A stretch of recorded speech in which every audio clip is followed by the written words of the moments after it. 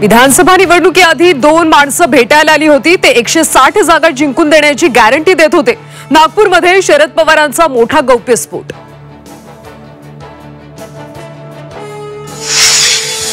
इतके दिवस शरद पवार गप्प का होते? गौप्यस्फोटावरून मुख्यमंत्री फडणवीसांचा सवाल। पवारांवर राहुल गांधींच्या भेटीचा परिणाम दिसत असल्याचा टोला।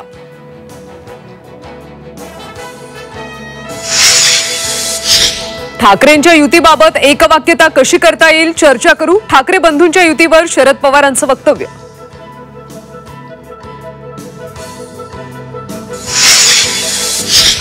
कारच्या टपावर ट्रे ठेवून कबुतरांना खाद्य। दादर कबुतरखान्याजवळ कोर्टाच्या आदेशाचं उल्लंघन। दादर कबुतरखाना परिसरात मनपाचं पथक आणि पोलीस तैनात।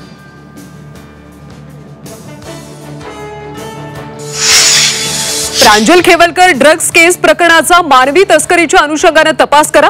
रुपाली चाकणकरांचे पोलीस महासंचालकांना निर्देश।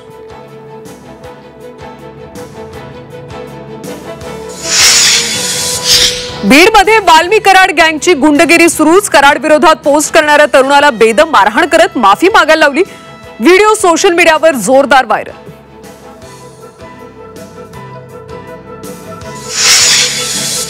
मनसे अध्यक्ष राज ठाकरेंचं शिवतीर्थ निवासस्थानी रक्षाबंधन। सुषमा अंधारेंनी उद्धव ठाकरेंना बांधली राखी, तर मुलुंडमध्ये लाडक्या बहिणींनी ओवाळणी करत देवाभाऊंना बांधली राखी।